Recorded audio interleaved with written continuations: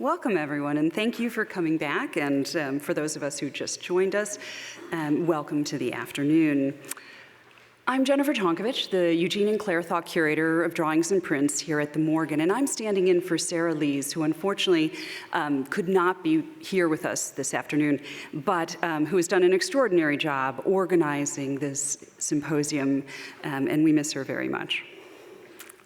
After I give Sarah's talk, I will hand the podium over to the next two speakers, who I'd like to introduce now. Fabienne Ruppen is assistant curator in the Kupferstück cabinet at the Kunstmuseum Basel, where she recently oversaw an exhibition on Jasper John's The Artist is Collector, From Cézanne to de Kooning. Her research centers on 19th century French art, with a particular focus on the materiality of works on paper. She's the recipient of a Fulbright Scholarship, and in 2019, she was awarded the Wolfgang Ratjen Award by the Zentralinstitut für Kunstgeschichte in Munich for her dissertation, Puzzling Cézanne, Sketchbooks and Loose Sheets. From 2018 to 2022, she was assistant curator of modern art at the Städel Museum in Frankfurt, where she worked on the exhibition En Passant, Impressionism in Sculpture, and co-curated Renoir Rococo Revival. Following Fabienne, we will hear from Martha Lucy, Deputy Director for Research, Interpretation, and Education at the Barnes Foundation, and a specialist in 19th century French painting. Dr. Lucy has written on a wide range of topics, including the mirror in Impressionist painting, Darwinian themes in the noirs of Odilon Redon, and the strange eroticism of Henri Rousseau's nudes. Her work on Renoir includes the 2012 catalog, Renoir in the Barnes Foundation, co-authored with John House, as well as several essays exploring the artist's late work, his preoccupation with the sense of touch, and his critical fortunes in the 20th century. Her new research focuses on 19th century toilette scenes and their relationship to modern subjectivity. And following the papers, Colin Bailey will lead a brief conversation among the speakers, so I do hope you will all stay for that. Before I begin, I do want to say, Colin, Sarah wanted to extend her tremendous thanks to you for the opportunity to work on this exhibition with you, and that it was a tremendous privilege for her to contribute to such an ambitious project. And now to begin. As Jean Renoir recounted in his well-known memoir about his father, and I quote, "The question of the subject did not preoccupy him at all. He said to me one day that he regretted not having painted the same painting," he meant the same subject, "throughout his life," end quote. What a curious statement from an artist who was, for a time, at the forefront of the avant-garde, who painted innovative scenes of contemporary urban and suburban life, plus portraits, landscapes, and nudes in a wide range of media, and who continued to experiment with new forms and techniques until his last days. It's tempting to discount the comment, made, as Jean noted, not long before his death, as an offhand remark or the slightly self-deprecating reflection of an artist looking back over a long, eventful, and by then celebrated career. It was also made in a period, perhaps around 1915 to 19, when Claude Monet's series paintings, each of the same subject, had already been widely hailed, and his work had elicited such superlatives from critics as one who wrote in 1899 that Monet was the most significant painter of the century, an assessment Renoir surely knew and possibly felt some envy about. But as Jean pointed out, his father had actually painted the same motif numerous times, sometimes with great insistence, he wrote. And this is an aspect of Renoir's work that hasn't attracted much attention or study, and one that our exhibition, which includes repetitions and variations on themes in several different forms, has prompted me to explore. Repetition in the form of copying had been standard practice in European art for centuries, although exactly what is meant by copy and its purpose can get complicated, a fact that is reflected in the terminology encompassing replica, variation, repetition, and reduction, to name a few. One straightforward instance is that of a student copying an established artist as a means of learning how to construct a figure or a composition. Another is an artist making multiple versions of his or her own work for various reasons, whether attempting to perfect a composition or to produce slightly modified versions of successful works to meet the demands of collectors or the market. Many examples of this type come to mind. If we look at just the 19th century, I could cite Ingres, who produced 7 versions of Paolo and Francesca, Courbet's many paintings of waves, or his 4 portraits of Joanna Heffernan, Corot's 4 versions of The Evening Star, and Millet's multiple sowers, among others. There is also the common process of copying from one medium to another, most often in this period with the goal of producing a print version of a painting, made either by the producer of the painting or by a specialized printmaker. And then there are instances of copies in the sense that the word is probably most commonly understood now, of exact replicas that differ as little as possible, made primarily to meet market demand, and sometimes made by professional copyists, as in the case of Cabanel working with Goupil. Repetition in the form of a series is something of a slightly different order, which Monet is generally credited as developing as a formal concept when he began painting multiple views of the same site or motif and, significantly, exhibiting them together as a series, showing grain stacks at Durand-Ruel in 1891, poplars in 1892, and notably 20 of his 30 paintings of Rouen Cathedral in 1895. So, broadly speaking, Renoir's repetitions are by no means unusual, and many do fall into some of these basic categories. Other of his repeated images are more difficult to categorize and raise questions that seem harder to resolve. The problem, if there is one, is that, as Patricia Minardi has discussed, repetition suggests a lack of the basic modernist requirement of originality. So we tend to want to find an explanation for repetitions, whether that's financial benefit, formal perfectionism, or conceptual exploration, rather than accepting it as what Minardi identifies as just a part of the simple craft of being a working artist. But I think it is still worthwhile to explore Renoir's motivations, looking at both how and why he chose to remake his images, to see whether there's a grain of truth in the conclusion of his conversation with Jean, that, quote, maybe I've painted the same 3 or 4 paintings my whole life, unquote, or at least that, and I quote, since my trip to Italy, I've been fixated on the same problems. As a student at the Free Municipal Drawing School and then at the École des Beaux-Arts, Renoir made his share of copy drawings after existing works, some of which have come to light fairly recently, such as several copies after Roman marble sculptures in the Louvre, or a sketch after the print of Fragonard's Fountain of Love. These are easily understood as straightforward student exercises made as part of the learning process. When he began in 1878 and 1879 to produce drawings to be reproduced in publications, the limitations of the reproductive process, even when it involved the photographic transfer of his drawings to the printing plate, as it did in these cases, led him to make 2 versions of several works. For example, to produce one of the 3 illustrations he supplied for the 1878 edition of Zola's Assommoir, the only one for which we know of a preliminary sketch, he started by making a fairly loosely brushed but nearly fully developed sheet, mostly in ink wash, and then repeated the composition using a sharp, wiry, nervous pen and ink line to produce an image with greater precision and detail and a more even tonality that would print clearly. Similarly, a few years later, in 1883, when he chose or was asked to make a drawing after one of the major paintings he had shown in his mid-career retrospective at Durand-Ruel's earlier that spring, he went through a process of refining his first take to even out the emphatic brushstrokes in a more uniformly toned, carefully modulated crayon and graphite version. These are examples of the artist repeating a composition in order to make it better suited to the purpose for which it was intended. in this case, photomechanical reproduction through gilottage. Similarly, the many, many preparatory drawings and the unfinished oil version of The Great Bathers all served as preliminary stages through which Renoir developed the definitive form of the Philadelphia canvas. These again are repetitions intended to refine and improve a composition to achieve some optimal realization.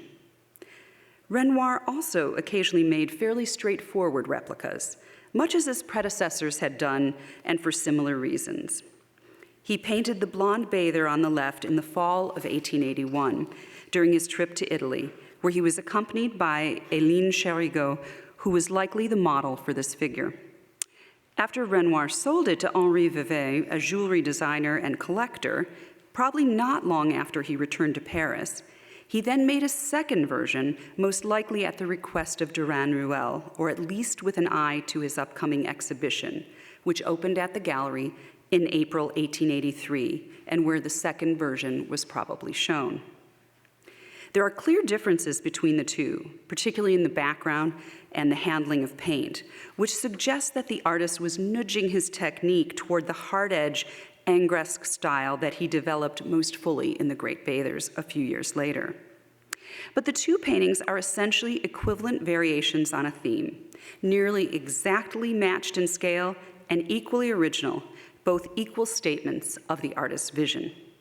As Minardi noted of such works, we probably shouldn't try to differentiate them by ranking them in a modernist hierarchy of authenticity based on chronological priority. The same can probably be said of Renoir's 4 painted and 1 pastel version of Two Girls at the Piano, one of which, center here, was commissioned by the French state, and the one at the left immediately bought by Durand-Ruel, and a third bought by Gustave Caillebotte. Although one might wonder why Renoir felt compelled to make quite so many repetitions. There is even at least one instance of Renoir painting the same scene at different times of day in the manner of Monet, although I'm not sure that 2 elements qualifies as a series, and I don't know of other instances of this approach in Renoir's work. In some cases, however, particularly in his later years, but even fairly early on, it's difficult to determine what might have prompted Renoir to remake an image. One that puzzles me is this drawing of a woman bundled in warm clothing, presumably strolling in the street.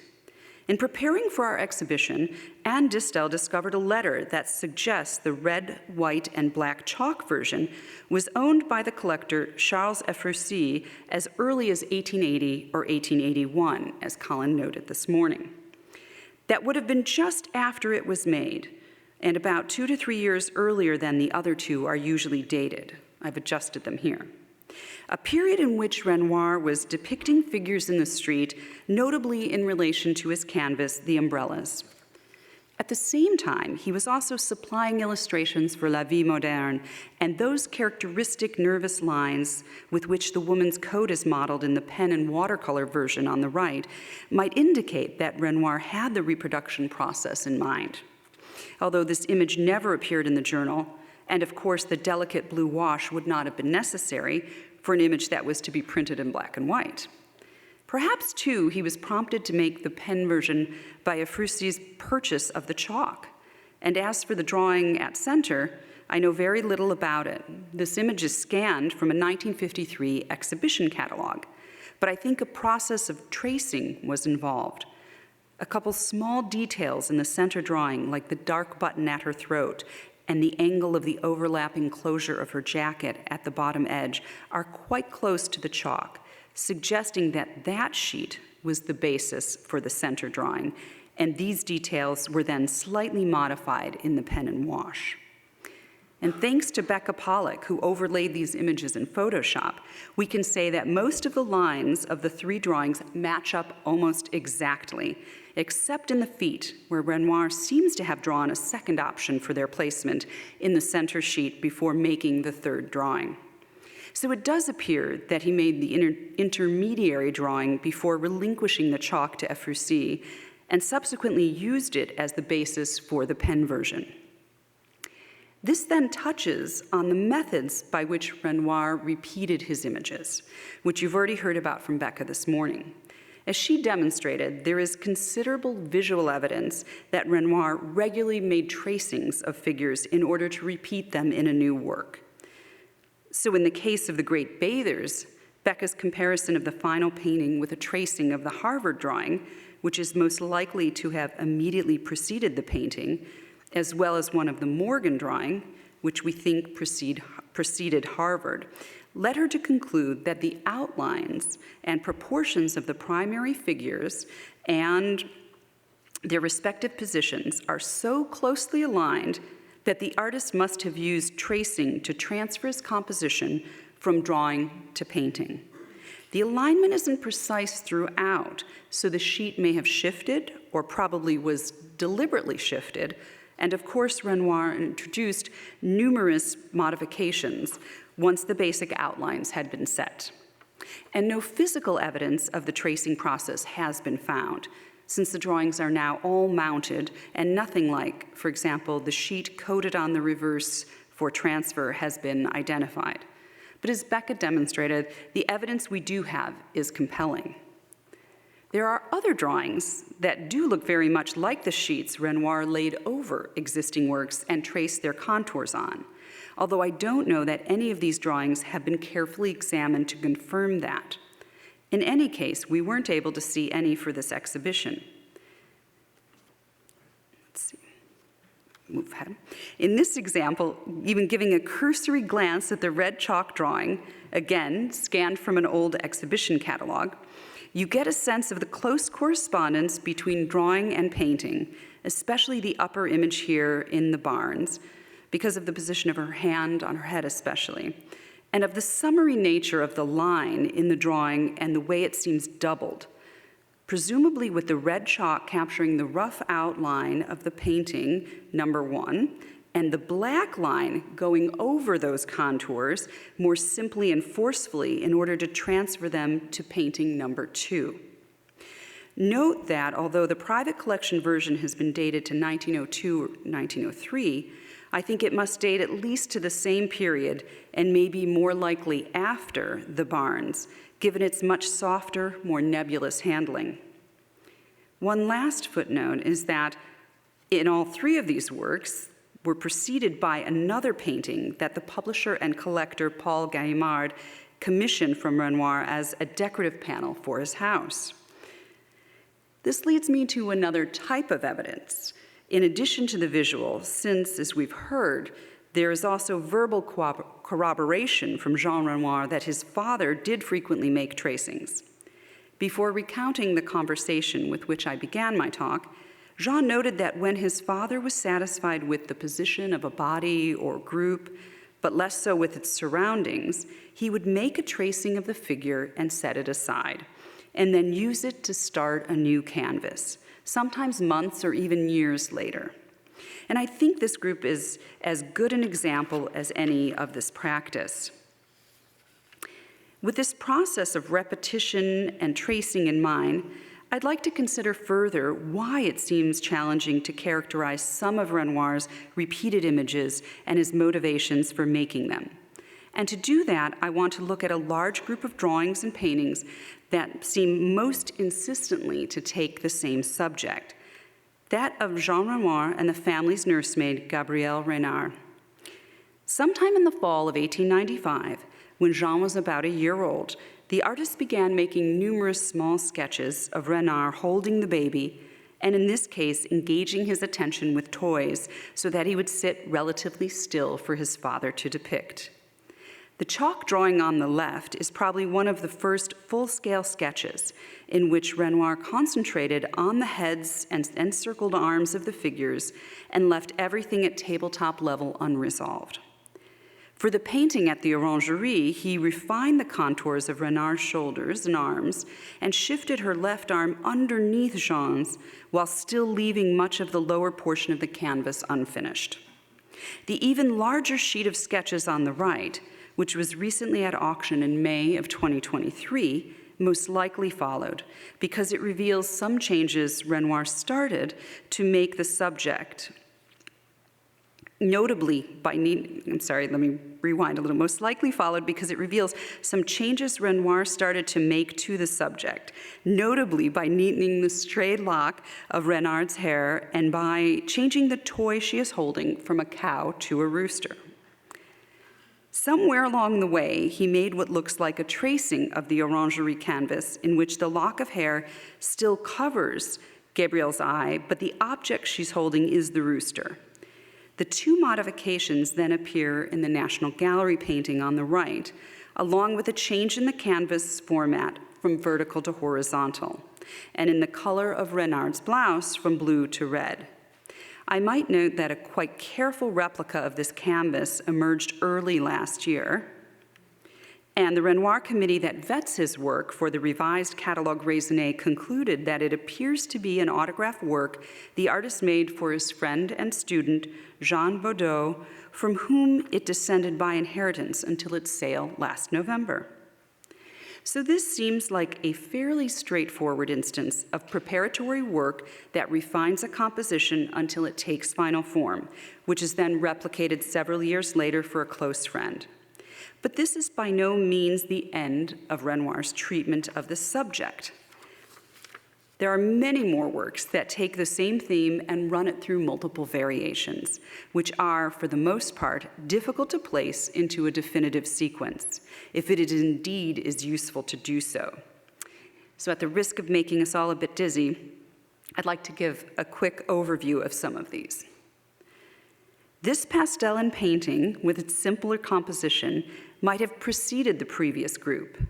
Certainly Jean's large floppy bonnet does not appear in any of the more complex compositions, and there was probably a tracing involved in the transition between pastel and painting, possibly the sheet in the Janada Foundation.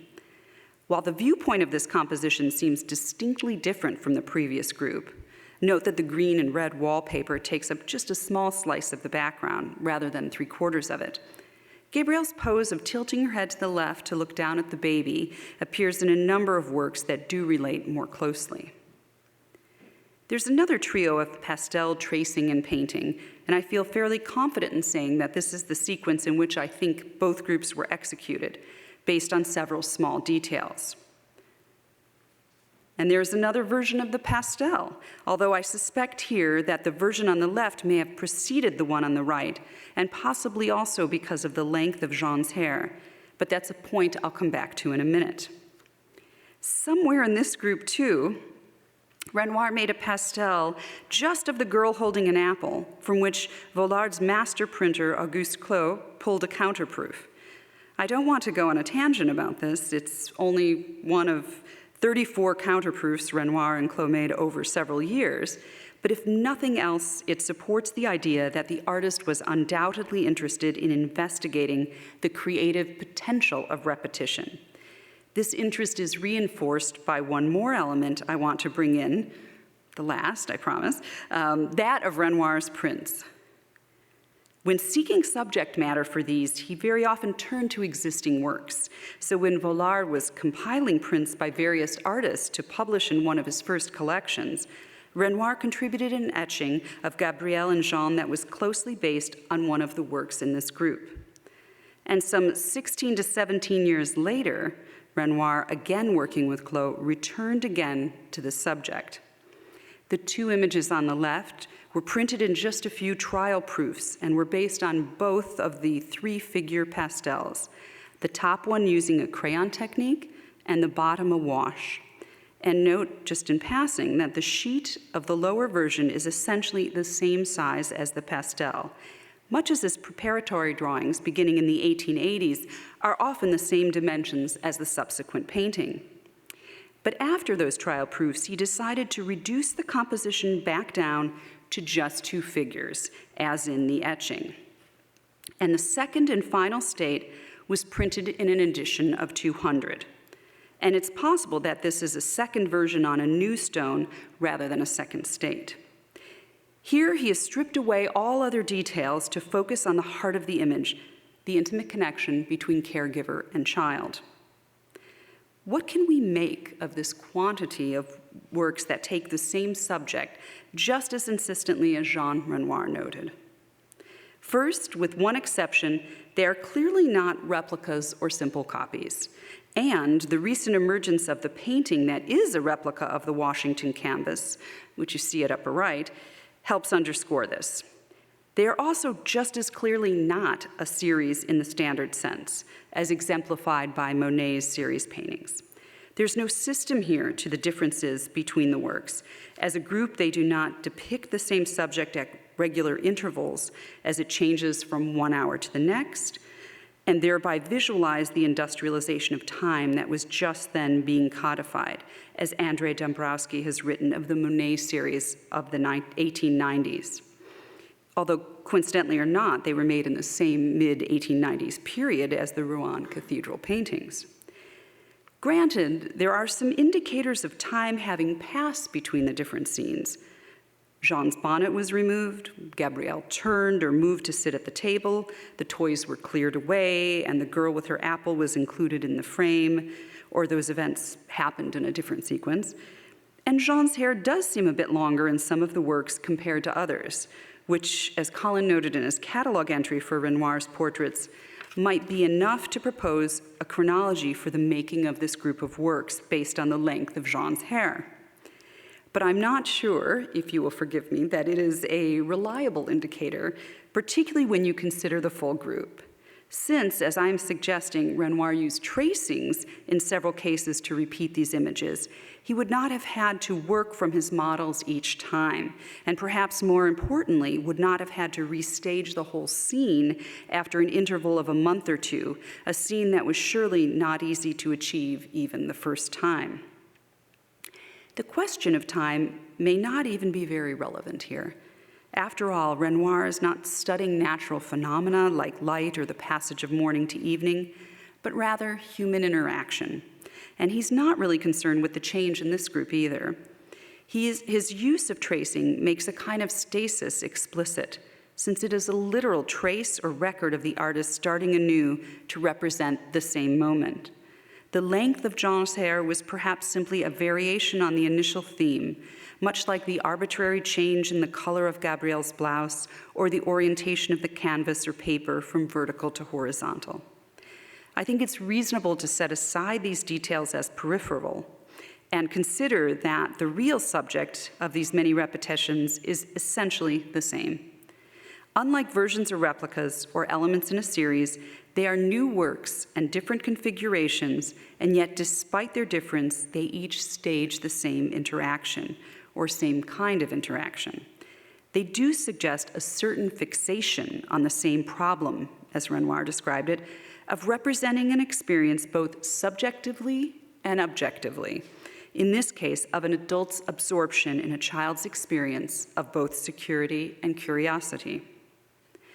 I'd also like to consider more carefully what the nature of that interaction is here, and to link it to Martha Lucy's insightful analysis of Renoir's practice as foregrounding tactility and the sense of touch, as much as that of vision or voyeurism. Just as she noted in her essay for the Clark's catalog, Renoir, the Body, the Senses, that his depiction of nudes not only invited the viewer's imagined touch, but very often also showed the figures in the act of touching their drapery or hair, or a stream or pond or other landscape element.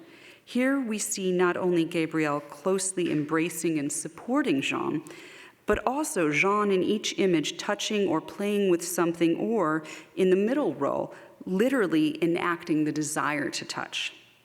I think it's no accident that this is a scene the artist chose to repeat so many times. It's notable, too, that pastel and chalk, friable, velvety media applied and manipulated directly by the artist's hand, play such an integral role in the creation of these works. The pastels also seem, in most cases, to precede the painted versions, which then, to a certain extent, recreate the visually diffuse quality of the drawings. Even when we look at the late lithograph, I think Renoir's choices there are significant. And I say Renoir's even if the printer likely played an intermediary role in actually producing the prints. the lithographs in general are often neglected, if not dismissed, as being works made at Vollard's urging so that he would have something to sell, or at least to publicize his artist names more widely, since he tended to offer individual prints like this one for fairly low prices. Also, because it is a late work,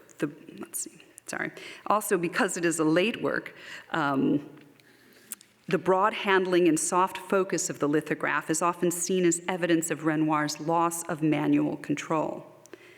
But as the trial proofs demonstrate, in addition to narrowing the focus to the central embracing pair for the editioned print, let me return back to that for a second, Renoir deliberately chose the wash technique rather than crayon.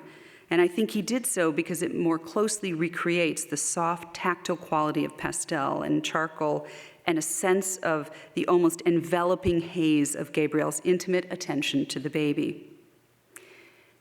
This emphasis on physical contact might also be linked to the physical process of repetition required for making these images. I've mentioned scenes and staging as a way to describe the figures being depicted, but of course the French term répétition or rehearsal refers to the paintings and drawings themselves, and the performance can be seen as that of the artist, making, tracing, transferring, and remaking these works. By focusing on the process of their creation, we can also see Renoir as insisting on his work's handmadeness, rather than employing any mechanical reproduction. Martha Lucy argues that Renoir's foregrounding of touch and of the handmade was a form of resistance to the increasingly visually dominated forces of mechanized mass production. Renoir's artistic practice, she writes, is about reasserting the role of human tactile experience in the making and viewing of art during a time of unsettling technological change. Each of these iterations, then, serves as evidence of the artist's process and manual labor. I'm not trying to suggest that the act of creation is the art for Renoir, as if he were a kind of 1950s action painter avant la lettre, but perhaps some part of his motivation was the making, the act of putting pencil or brush to paper or canvas. If, in addition to his fascination with tactility, the performance or physical process of creating these works is paramount for him, then it would help explain why, just as Jean claimed, the question of the subject did not especially preoccupy him, and he could happily treat the same one over and over again. Thank you.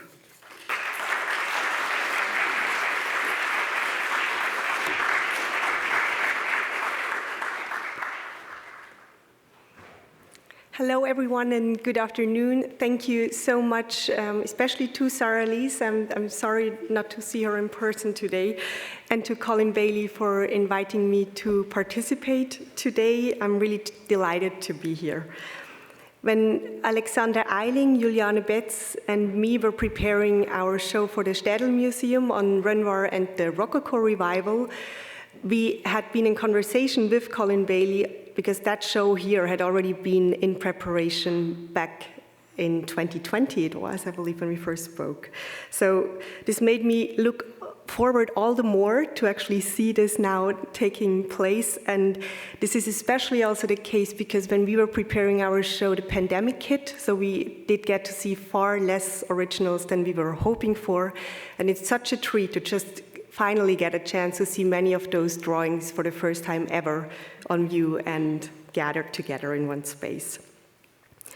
Many of those had previously only been preserved in tiny black and white reproductions, and so it's really the thematic groupings in the current show that finally provide a deeper insight into the artist's working process.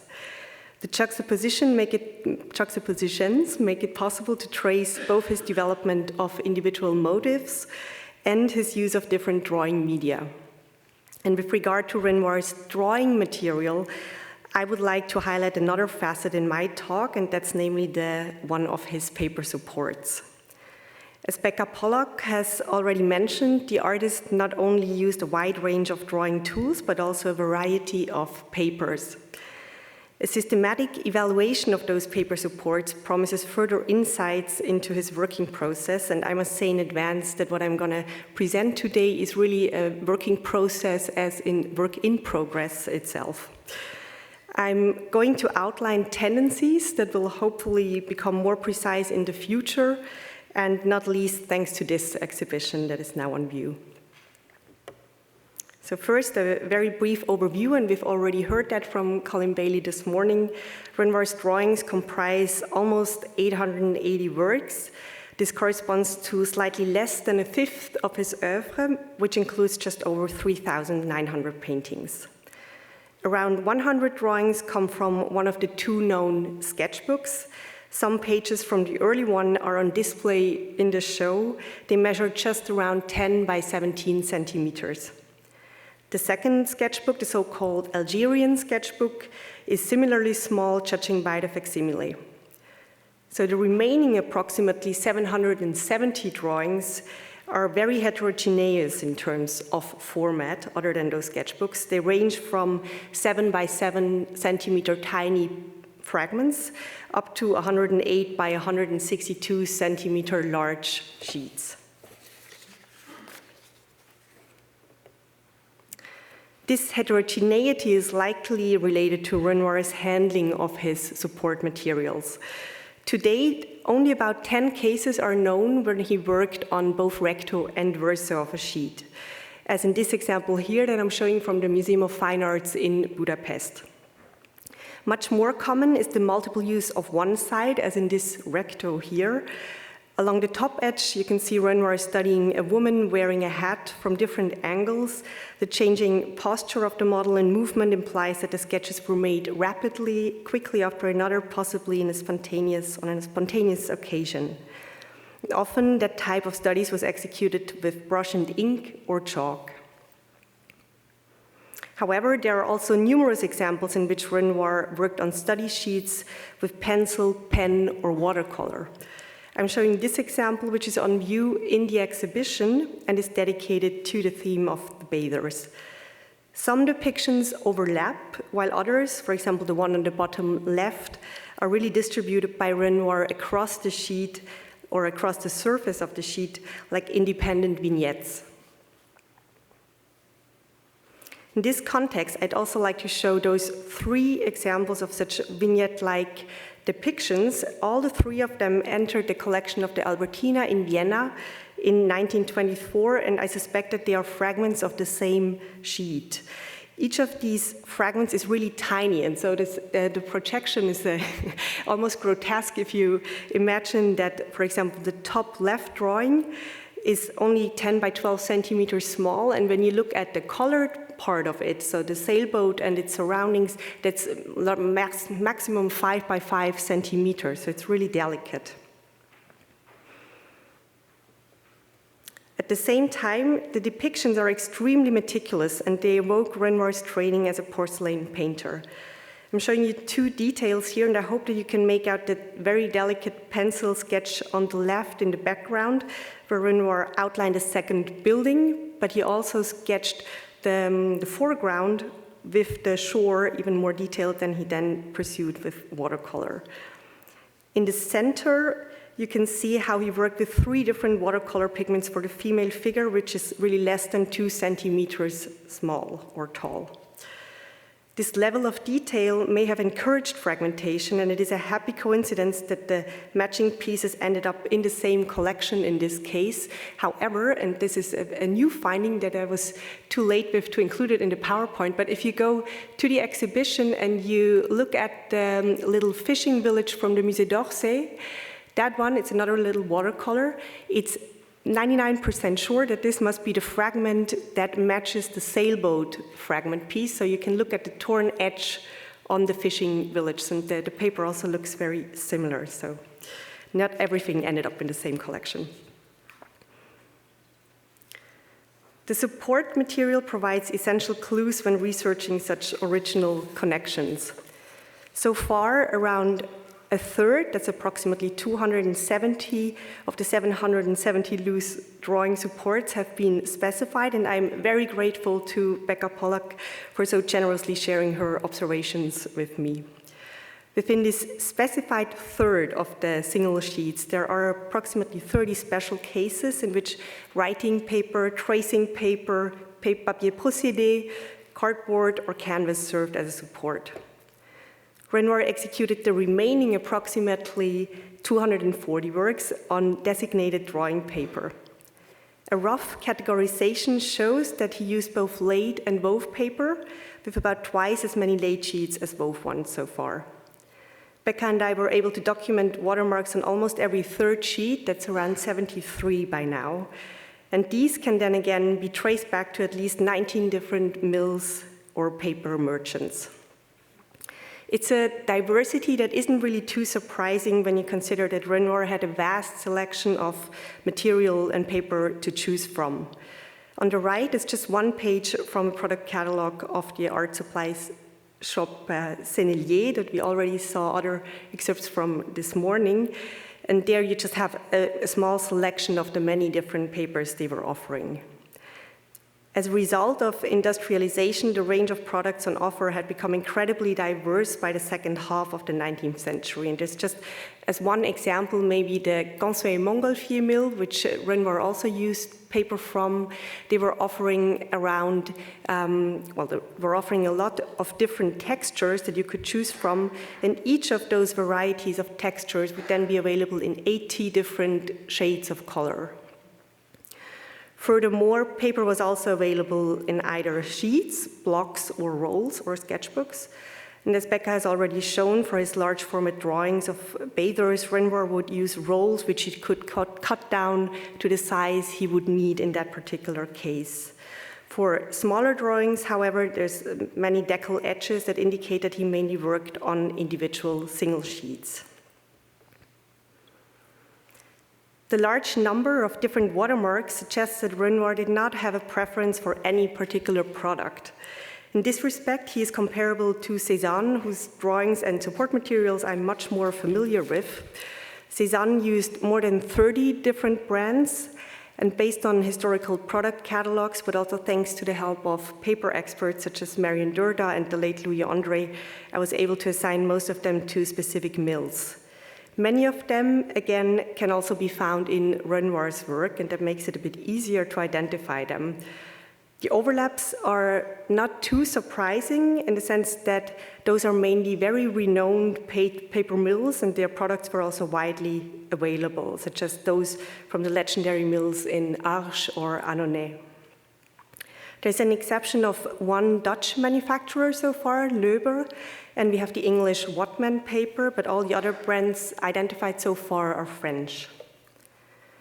Some watermarks have only appeared once so far, while we recorded others more than 10 times.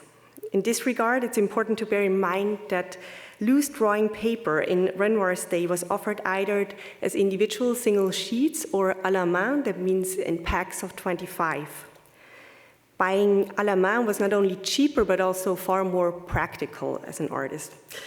It seems likely that Renoir used such a stack of loose sheets within a relatively short period of time, and also when traveling, he would have carried relatively few different products with him.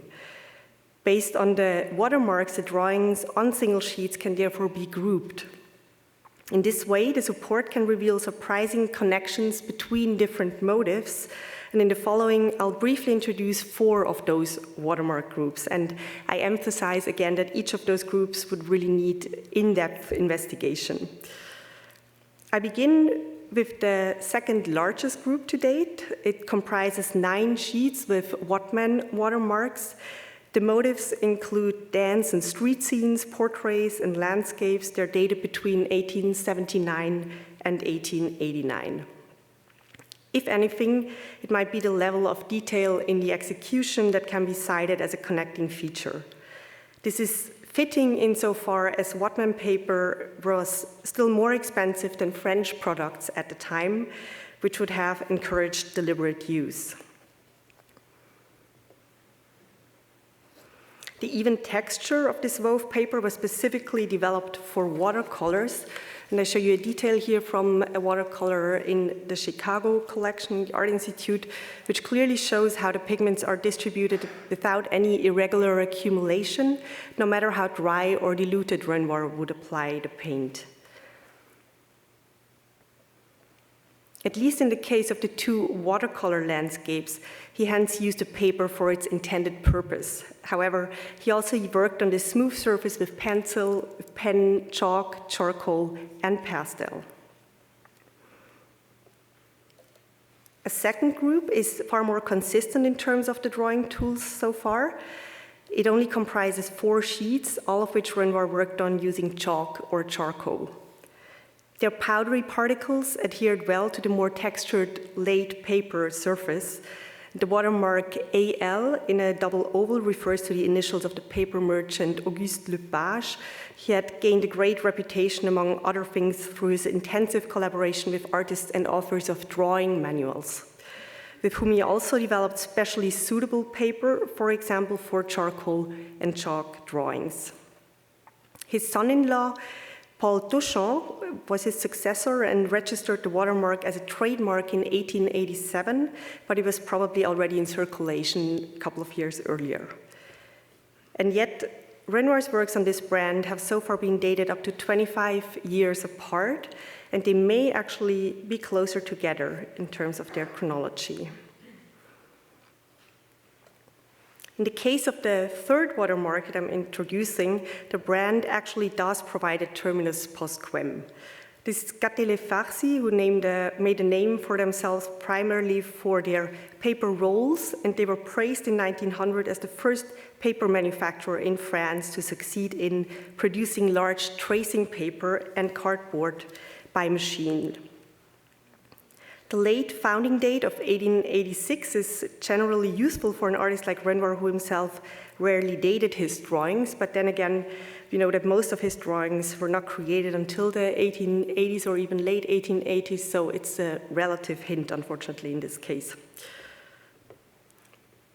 In fact, in this so far most extensive watermark group, there's only one date that we can so far adjust a tiny little bit, and that's the portrait of Séverine in the Met, which has a range of 1885 to 1807 so far and can be adjusted to 86 to 87. Looking at the entire group might be more revealing. The motifs are, again, very diverse, with the exception of landscapes. A wide range is represented. There's portraits, including some of Gabriel and Jean. There's nudes, figures such as bathers, and guitar players. Walking through the exhibition, it becomes very clear how lively Renoir's usage of different drawing techniques and their ways of expression was with regard to one single motive. This watermark group furthermore suggests that different motives might also be similarly closely linked within the artist's working process. And in the fourth and final group that I'm introducing now, we encounter closely related motives and a homogeneous execution. With the exception of a view of Montagnier Sainte-Victoire, these are consistently female figures. All works are dated around 86, 87, and all are extremely detailed. With the exception of the watercolor landscape, all are executed in graphite and some accentuated with pen and ink. The graphite drawings, and that has already been mentioned beforehand, are probably the least known group of Renoir's works on paper, as they are simply incredibly difficult to reproduce. I show an example from Budapest again here, in which 2 of the 3 figures on the sheet, that's the 2 seated women on the right-hand side, are barely visible at first glance. Looking at the original drawing, it becomes clear that Renoir worked with a hard, freshly sharpened pencil, and those drawings are extremely delicate. So there's hardly any hatching, there's just highly precise lines without any corrections. In their accuracy, these graphite drawings, just like the watercolors, evoke his origins in porcelain painting.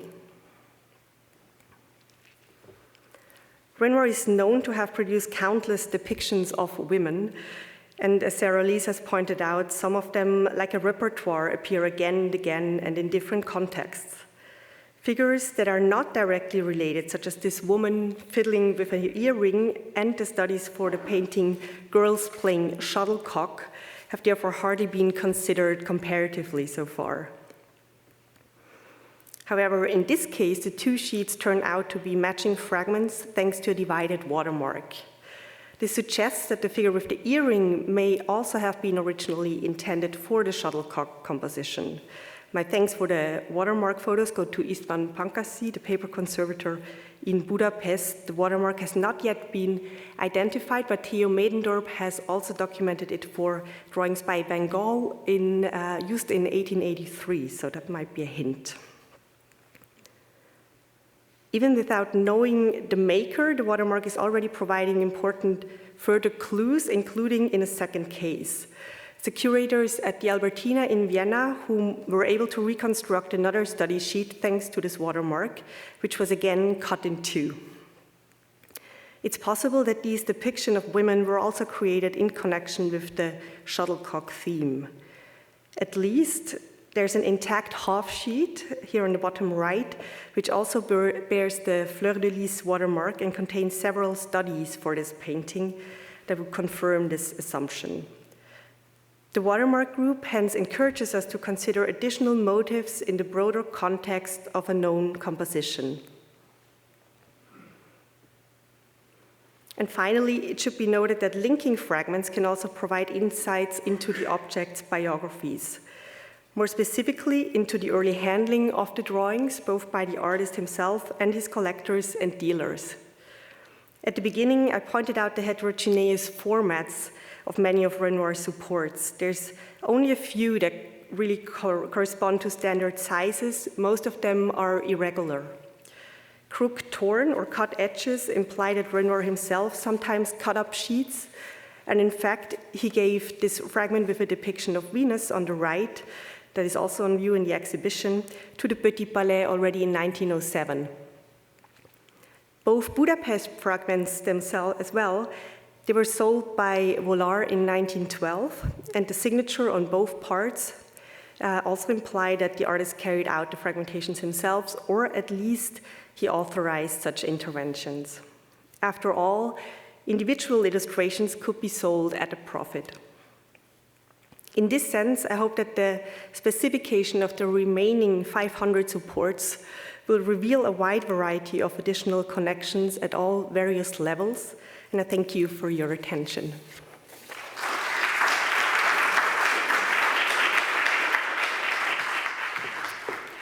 Good afternoon, everybody. I'm Martha Lucy from the Barnes, and I am going to bring this home. Let's see. First, I just want to thank Colin Bailey and Sarah Lees for inviting me to participate today, and congratulations on such a beautiful and important exhibition that really gives us so much to think about, and also what a treat to hear all of these amazing talks. I have learned a lot. So, this is the painting that is the inspiration for my talk today. It is in the collection of the Barnes Foundation in Philadelphia. It's called The Toilette de la Baigneuse, and it was painted in 1900, 1901, and I will show it to you in the gallery so that you can get a sense of the size. It's big. And this was a big purchase for Albert Barnes. He got it in the 1930s to anchor this particular grouping.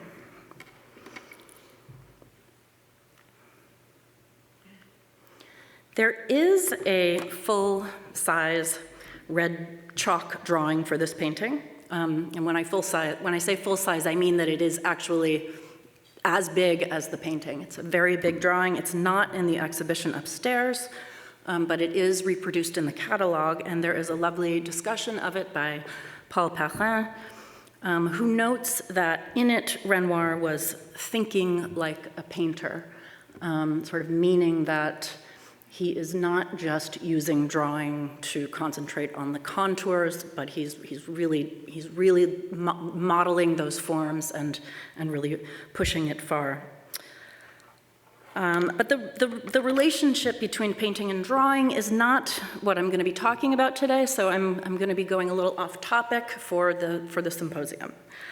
Instead, I want to focus on the painting's subject, a bather outdoors, engaged in the process of self-beautification. And I want to think about what this subject might have meant for Renoir. What was at stake in painting this particular theme during the late 19th century? So looking at this painting,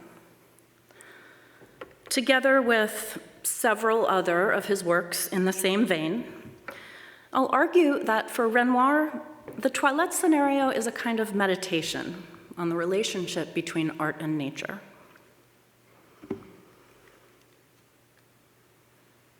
Scenes depicting a woman's toilette, which just means the intimate rituals of bathing, fixing hair, powdering, and dressing, had been a fixture of European painting since the Renaissance. In the late 19th century, however, the motif explodes in popularity. Every member of the avant-garde seems to do a toilette.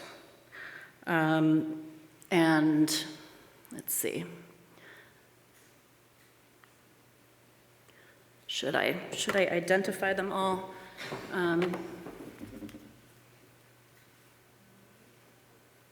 isn't really going to work, but you've got from the top left, you've got Manet, and then working top right, you've got Manet, and then working left, Seurat, that's Degas, and then Signac on the top left. Going down, that's Morisot, then Caillobat below it, and then coming back this way, that's Toulouse-Lautrec, Cassatt, and this is Eva Gonzalez on the bottom right. So every member of the avant-garde seems to do a toilette, and the theme was also a favorite for salon painters. There are many reasons for the toilette's surge in prominence as a motif. First and foremost, it's a reflection of social change, of the rise of the beauty industry and the national obsession with hygiene and personal grooming, as Elizabeth Cowling and others have discussed. Ads in fashion magazines abounded in the late 19th century, pushing an ever-expanding slew of products: rice powder, hair oil, and of course, corsets. Beauty manuals proliferated. Among them, the extremely popular Le Cabinet de Toilette by La Baronne de Staff, which dictated to women the correct choice of hair tonic, the proper technique for a sponge bath, and the appropriateness of different perfumes for different times of day.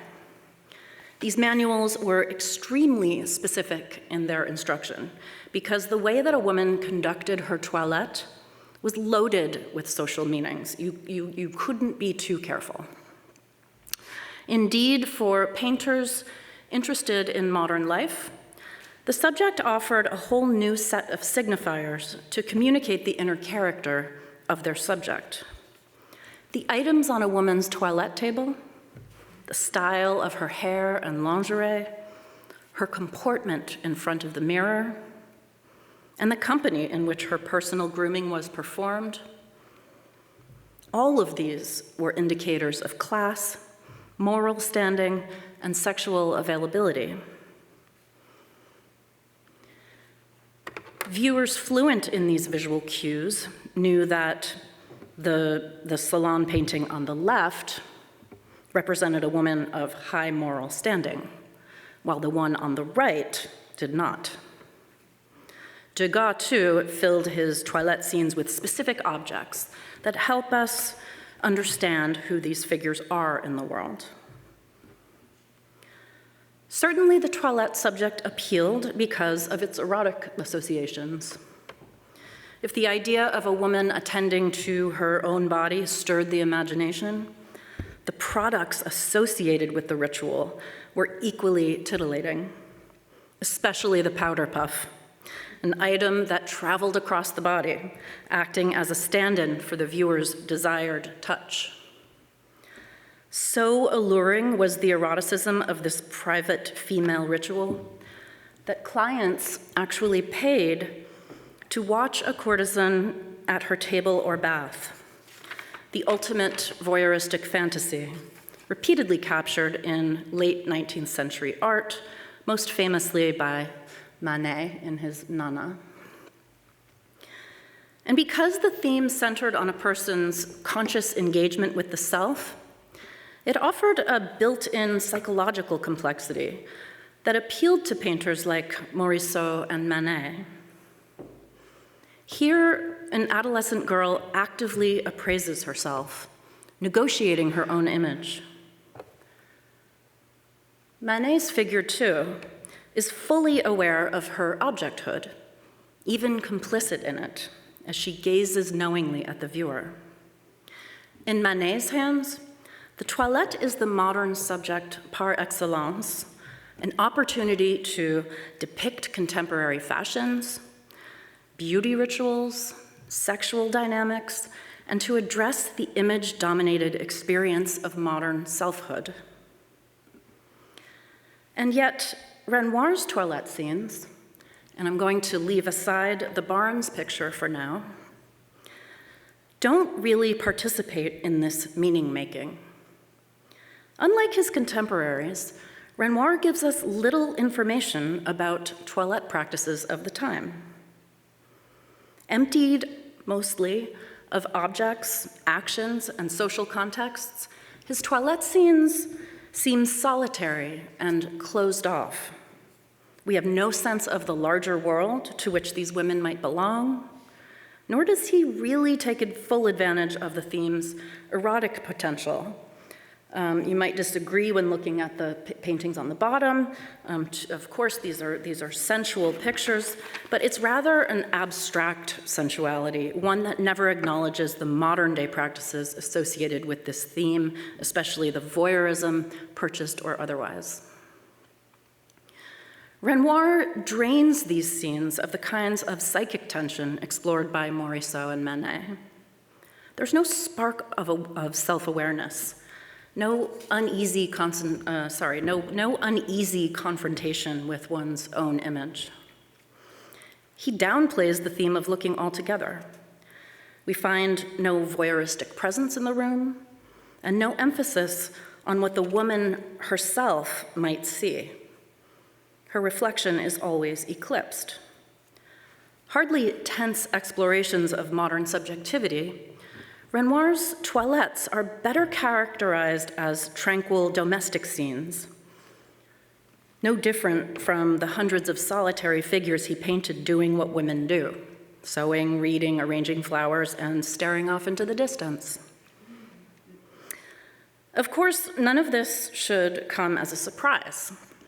We are familiar by now with Renoir's retrograde views and with his tendency to present women as vacant, corporeal creatures with no psychic dimension. It's tempting to read his toilette scenes as simply more of the same, with their squashing of female subjectivity and their presentation of women as mere ornament. And it's tempting to read the Barnes painting, so that big one that I started with its female body in perfect harmony with the landscape, as yet another argument for women's inherent connection to the natural sphere. But I think there's more going on here. For Renoir, the toilette seems to function as a metaphor for the making of art.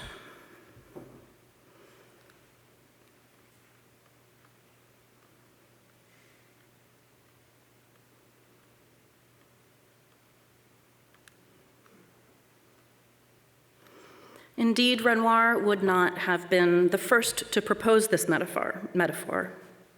Boucher, an artist that he greatly admired, in his famous Madame de Pompadour at her toilette, cleverly suggests a slippage between makeup and oil paint. Who is applying her rouge, we might ask, the Madame or the artist? There is a certain collapse here between Boucher and his subject. It is as if the Madame de Pompadour is painting her own picture. To understand Renoir's toilette scenes and this idea that he may have thought of the subject as a metaphor for art making, we need to consider his theoretical writings from the mid-1880s. These are the years when he became obsessed with the encroachment of the machine in the domain of art and the ensuing regularity that had come to dominate as a result, especially in architectural ornamentation and the decorative arts. In his 1884 draft manifesto for a, quote, society of irregularists, which I love, Renoir fiercely condemns the regularizing effects of the machine and its undermining of the kinds of handmade objects and artisanal values. Sorry, my slides are out of order. Give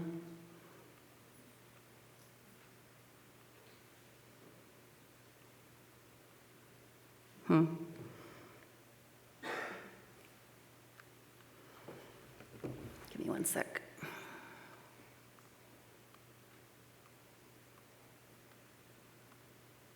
Here we go.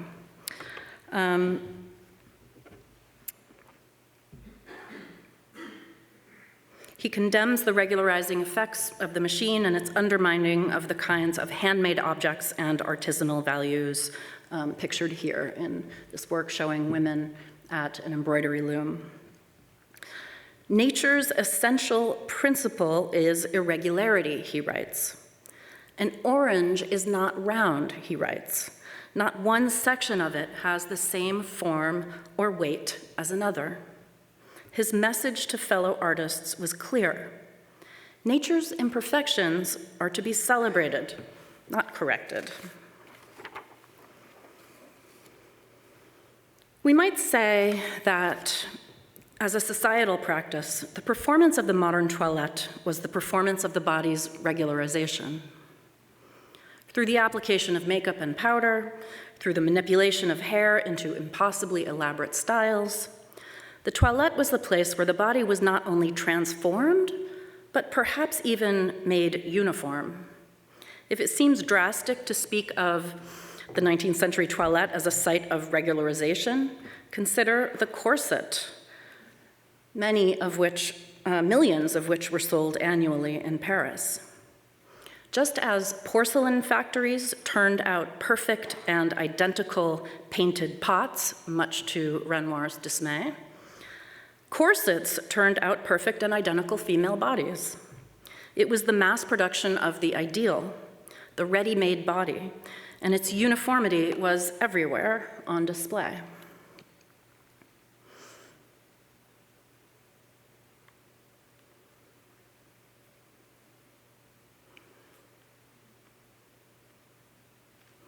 Let's return for a moment to the works of Renoir's contemporaries.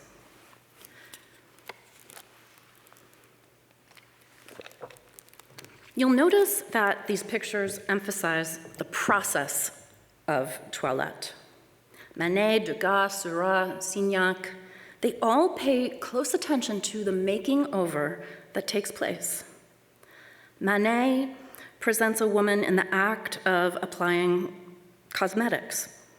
She's got lipstick in one hand, you can barely see it, but she does, and a powder puff in the other. And in Degas, we see bathers stretching, stepping in and out of tubs, awkwardly drying themselves off, dragging combs through their hair.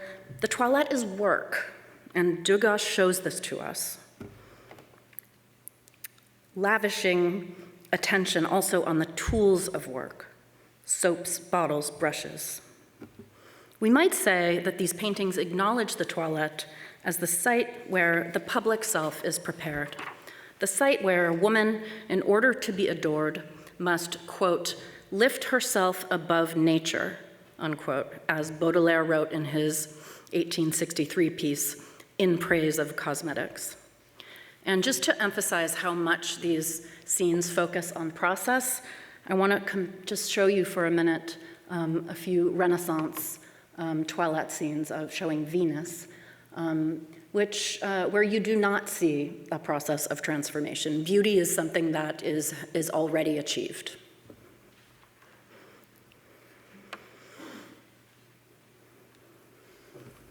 In these modern toilette scenes, there's almost always an emphasis on dissonance across the bodies, as if its forms are in conflict. Note how Lautrec, on the left, foregrounds the tension between the figure's ample flesh and the impossibly small form it forces itself into. We feel this tension in her jutting elbow. Look how Signac, in the middle, emphasizes the difference between the tightly coiffed spiral and the little pieces of hair that spring out defiantly, and the difference between the cartoonish flatness of the corset, sandwiched between the more dimensional skirt and arms. Manet calls attention to the discord between intimate undergarments and showy shoes, white against black, a clash of the private and public body. We are seeing in these pictures both the before and after, much like this corset advertisement bisects the body into two states. In Renoir's toilette scenes, there is no before and after.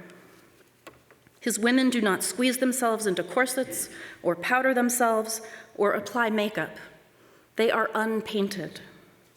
There is very little activity, no stooping, primping, discomfort, no stepping in and out of tubs, no wielding of lipstick, no tightening of laces. They look almost bored. Consider Gabrielle's, she's the black-haired one, her engagement with the mirror in the series, especially the ones on the right from around 1910. She does gaze into it, yes, the one on the bottom, but mostly she appears to be daydreaming. This is hardly active or critical scrutiny. Renoir presents the toilette as a place where the body just acts as itself, where it just is. The body is not open to reform. Renoir's toilette scenes are a disavowal of the regularized modern body, much as his embroiderers hint at his disdain for machine-made goods. Of course, we might read all of Renoir's nudes this way, as they are almost always shown frolicking in nature. But I think the toilette pictures present a special case, because it's here, in this specific scenario, that the body's natural irregularity is most jeopardized. In the works of his contemporaries, the toilette is presented as a site of regularization, the site where the natural human form is poked and twisted, stuffed into artificial molds, and brought under control. And so his refusal of that regularization seems significant.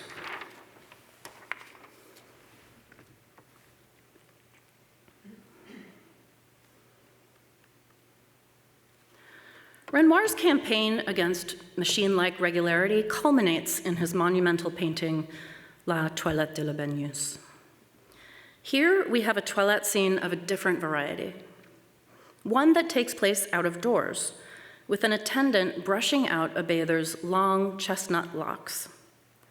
Like Renoir's other toilettes, there are no products, no makeup, no mirror, and like the others, there is little focus on transformation, despite the actions of the attendant. The figures are too serene, too unconcerned to suggest the preparation of a public self. The bather's clothing, piled in the left foreground, creates a still life that seems to exist for the purposes of pictorial balance, which was, of course, always a concern for Renoir. Its reds pick up the tones of the cheeks and blouse, and its overall presence creates a counterpart to the tree so that we get a perfect diagonal running from lower left to upper right. But that still life has another job too. If we compare the painting to the red chalk study, we'll see that Renoir made an important change. He took pains, so look now at the still life on the bottom left in both.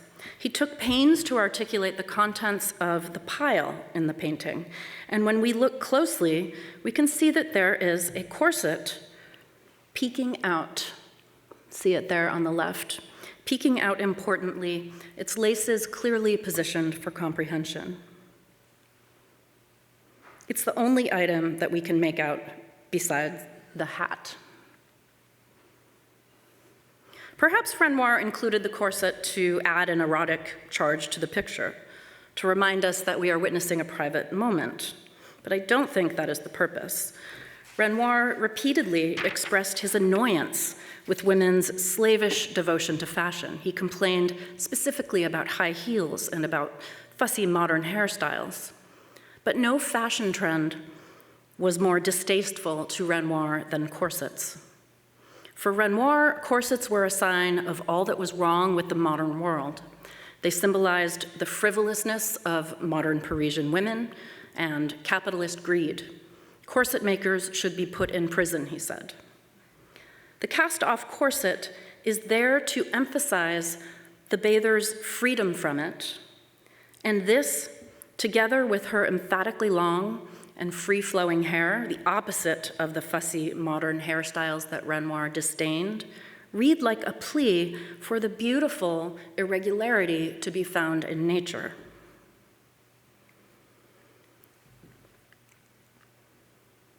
Another change that Renoir made, he also did away with the leafy foliage obscuring the top of the tree trunk, exposing its curving structure in the final painting, which I think is oddly prominent. But I'll just point out that the curve rhymes with the contours of the bather's hip, as if to say, here is the correct source of the body's forms, nature itself, not the ready-made forms of the machine or of the garment on the ground. We might view all of Renoir's women as uncorseted, even when there is no visible corset discarded in the foreground. Perhaps this is what critics mean subconsciously when they refer to the excess flesh or unbounded quality of the late bathers, or when they describe them as pneumatic. This has been a favorite adjective for Renoir critics. The word is used over and over again. And interestingly, it's how T.S. Eliot described uncorseted women in a poem from around 1919, the year of Renoir's death. He described them as invitingly pneumatic. Linda Nochlin has detected a certain liberation in some of Renoir's canvases, especially the large bather on the top left. A liberation, reveling as a viewer in those fleshy bodies free of garments and constraints.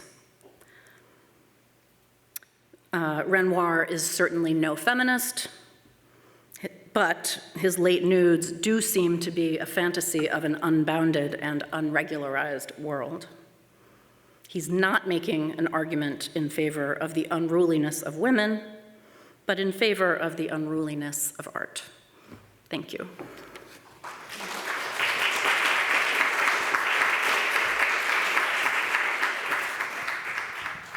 Can you hear us? Yes, you can. We'll get Martha Lucy will join us in a minute.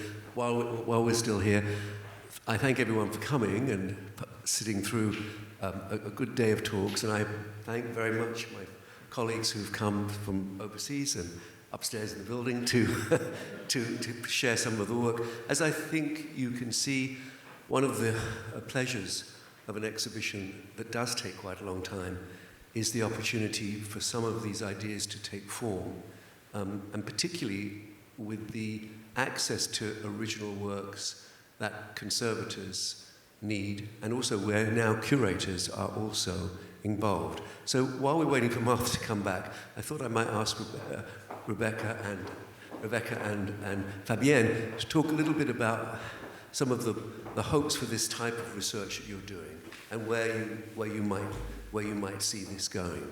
It's not.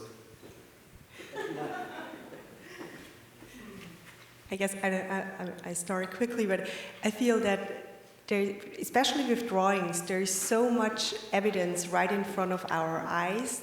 We don't even need expensive technical analysis for it. We just need to unframe those works and look at them properly. Sometimes we don't even need to do that. We just need to look properly, and we also... Please go ahead.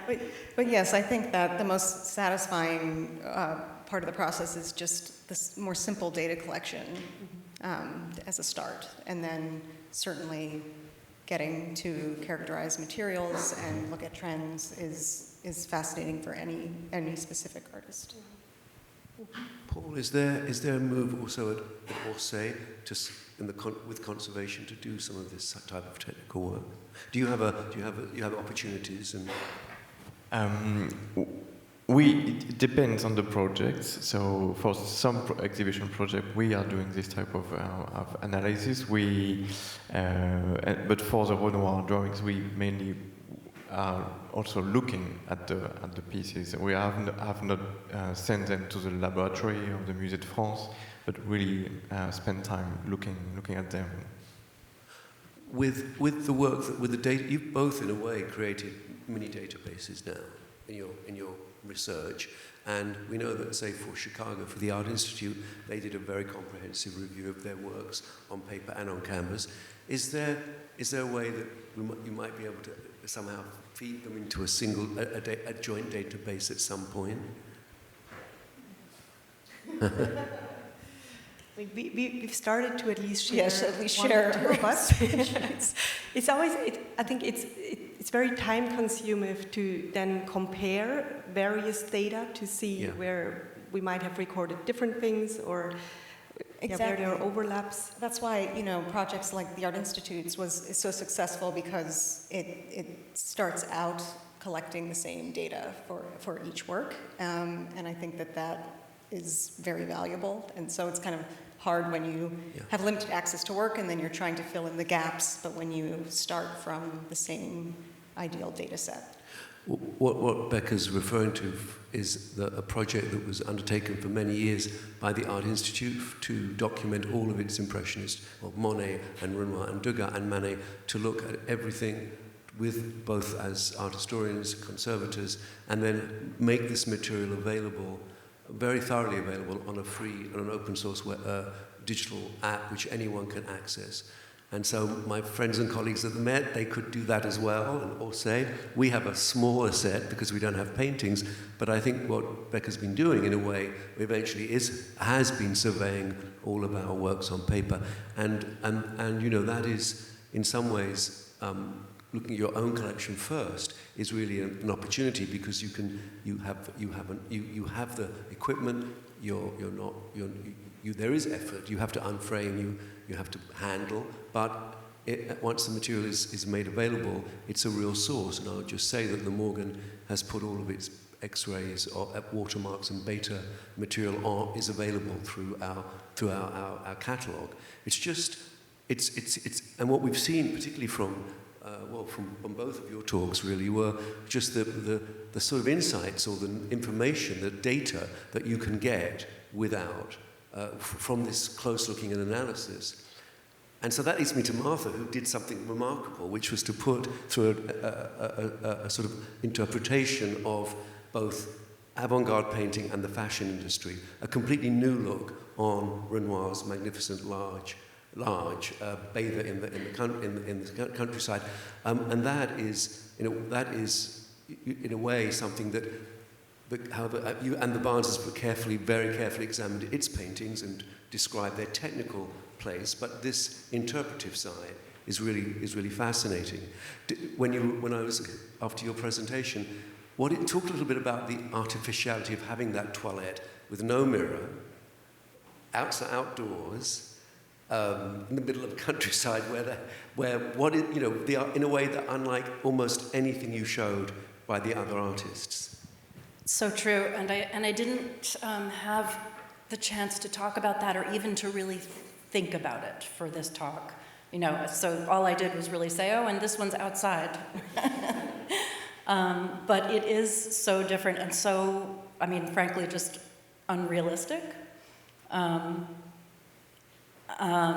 which is why I think that it is just part of his turning that subject into a metaphor and really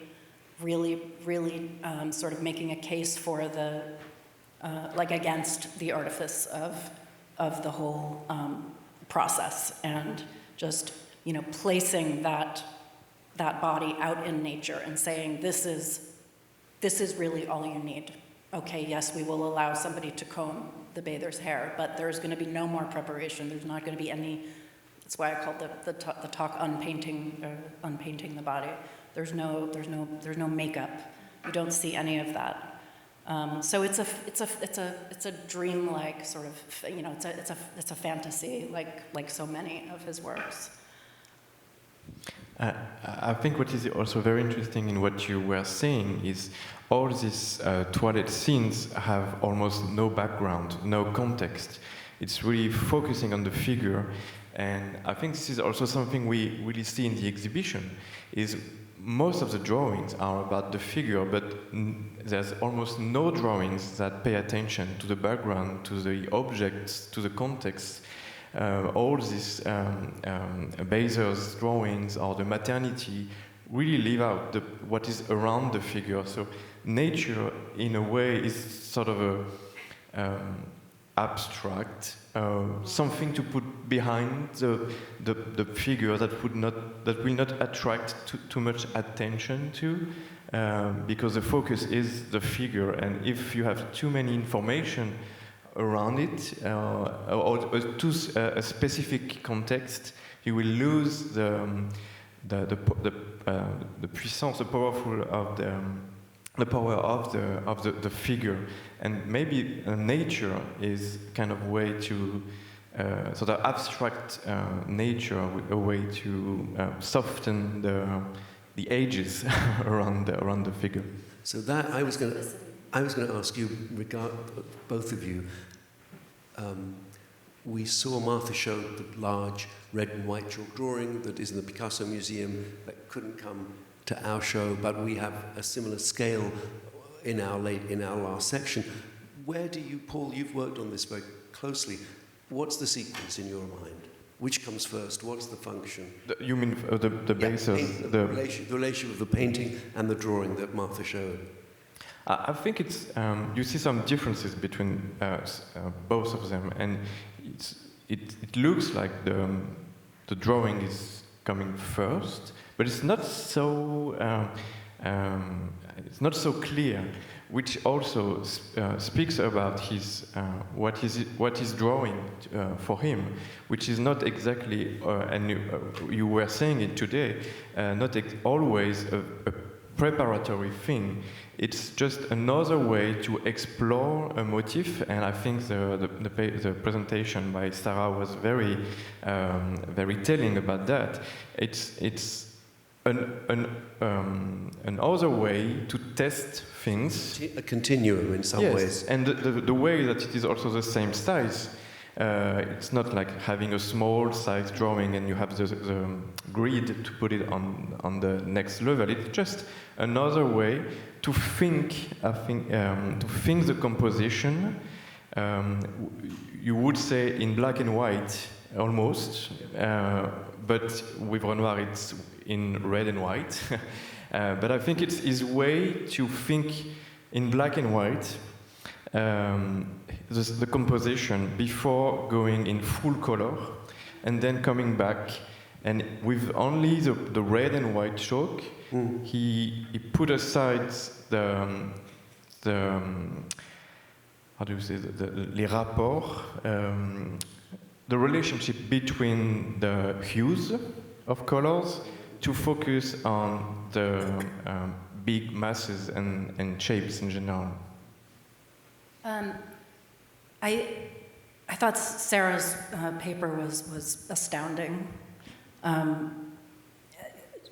unbelievably well put together, and the research and the thinking, and just really trying to sort of grapple with how all of these things relate to each other. And it made me start to think about this question of linearity. Like, should we be? I mean, of course, he he's not working at on all of them at the same time. That would be impossible, but is he maybe a little bit doing some of that? Is he going from, I don't know enough about this process, his process in the studio. Is he maybe going from, drawing to painting to pastel and kind of thinking about several media at once? Well, this also leads, I'm going to ask Becca something, but your comment and about Sarah's fantastic presentation, we know from Riviere, who talks of his practice later on in his life, that for him, the idea was to capture things and use them as then in this sort of, to actually make a tracing of a composition, keep that, and then move on. And so one of the things that most fascinated me about Becca's talk was this notion of papers that were created for tracing. Can you talk just a little bit about that? You mean tracing paper itself? Yes. Sure. Well, I mean, as a product, it would have been available by the early 19th century, but on that scale, probably by the mid-19th century, to just have it in the studio. But it was available in different thicknesses, different transparencies. So I think it's actually most interesting that for many of those iterations, he's using something that's actually more similar to like a newsprint roll. So it's actually not transparent. And so he's using these transfer processes. But certainly in the examples... So talk about that transfer process. Yes, please. Essentially him applying some chalk or some other media to the back of a sheet and just simply quickly tracing it. I think there is, again, some of this is later recounting from his son, that he did store tracings for a long time in his studio, that these were used multiple times. But it's hard without, the precise evidence, which is more compelling in like Sarah's talk examples. But the products he would have had, I mean, he would have been able to get anything he wanted on any scale. So does that answer your question? Because if you think of the Chicago, the drawing from Chicago, the large drawing that is after the Barnes picture, the outline drawing, he must have put that on the Barnes picture, would he have put how would, anyway, I'm going to ask this. Oh, no, that's okay. So I'm talking about the Art Institute of Chicago's linear drawing, the transfer drawing of the bathers, and I'm talking about the Barnes picture that we couldn't borrow, but we have. The 901, the F901. Yes. So how, if you Sorry. Can you just I'm not putting you on the spot, but walk us through in a way how that transfer would have been. I want to know this too. Well, I want to know this too. So that is a sheet in our exhibition, and it was proposed by people who looked most closely at that drawing that he had used it he had basically taken the thin paper and put it on the painting itself when it was done, and then made a tracing from the painting. But it's not, when you look at the paper itself, it's not a typical tracing paper. It's a little more opaque than that. And so I think it was proposed that he might have wet it. I'm not sure that's practical. I actually looked at that work through the microscope, and there's multiple kinds of graphite that he used, but it doesn't disrupt the paper fibers, not to get in the weeds. But it doesn't seem like it was traced when the sheet was wet. So I am still not 100% sure. I guess I also have to consider that the sheet is lined. It's lined to Japanese paper, and I'm not sure when that happened, but it can definitely change the visual properties of the sheet depending on the adhesive and thickness of the lining. So the simplest answer, which now I feel like I understand with Renoir is probably the right answer, is that it was probably traced, but directly on the painting in some way, that he would have been familiar enough with what he was looking at. To sort of do the outlines. And it is very, very rudimentary forms in that tracing compared to some of the other tracing examples. We're both with bated breath. But this is why I think it's so rewarding to have the input. And we do look at his son Jean Renoir's, as Martha was saying, and everyone mentioned the wonderful Jean Renoir's memoir, but it is written, it's a memory of a conversation that took place in 1915, and it's written in the 1960s. So it's not like a microphone in the room, but it's still very precious. And I think that's one of the things that you can do, weigh up the products of your analysis and review with what is written. And equally, Fabienne, what was fascinating to me was that you have some of these watermarks where you know the dates when the paper's milling, when they begin. So that, given the difficulty, the importance of dating Renoir's works on paper, that is another help. Could I ask a question? I think it's a question for Paul. I loved the way that you grappled with the relationship between drawing and color, because I think that is the crux of the issue here, and how drawing becomes, so not just the preparatory drawings, right, but how drawing becomes part of painting, or how he absorbs some of drawings elements into his practice as he goes. So my question is, where do pastels fit into all of this? Because there you've got an example of a medium that is, it's drawing and it's like drawing line and color at the same time. So I'm just curious to hear what you think about that. Thank you. Maybe Colin will have some ideas too on the question. That's a very good question. I think pastel has a very specific status, and even at that time, there's it is sometimes said that you paint in pastel.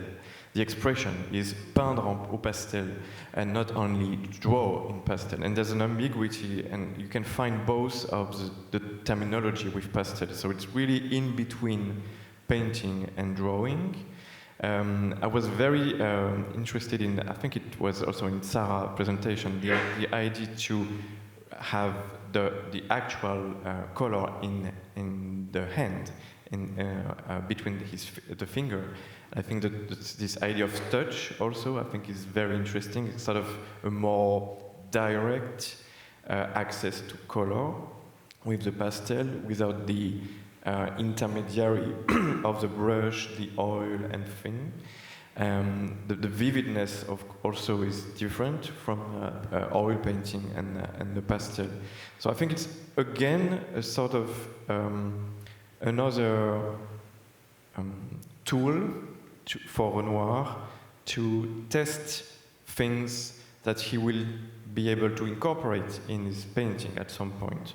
A way to test how color functions when there is no oil. And then he can bring some of these aspects to his paintings, some sort of kind of made, or the vividness. Yeah. And I would say that actually the corollary is Degas, who's using pastel but more as drawing, whereas Renoir is using pastel as color, and for Degas it's line. But they're working at the same time, so it is a very good question. And also, why would he use it? Is it partly his interest in the 18th century that Latour and these Perronneau, these artists, are coming back into interest? You worked on the Rococo, the resurgence of interest and the high status of 18th century pastels at that time. Is that one of the reasons as well? But it's also episodic because in some ways I think it's a cheaper, in the 1870s when he's seeking commissions, and it's a cheaper medium. His pastels will be less expensive. We know that there is one large pastel drawing that just was destroyed in a fire in 1894 that he makes of the last child of the Charpentier. And he talks about this. He talks about having to come to Madame Charpentier's house with the framers, and it's quite an effort. And there's a fire, and Distel discovered this information about them having sent the pastel to to be reproduced in a colored lithograph to this particular company. I think it was Charrière, and the company burns down. And so there are newspaper accounts of losing this one pastel, but it would have been the only large full-length pastel, I think, that we have by him. But it's a good direction too. We've gone over, which is great. Thank you very much. Thank you all, and everyone who came. Go back and see the show, and good luck this weekend. I hope it doesn't snow.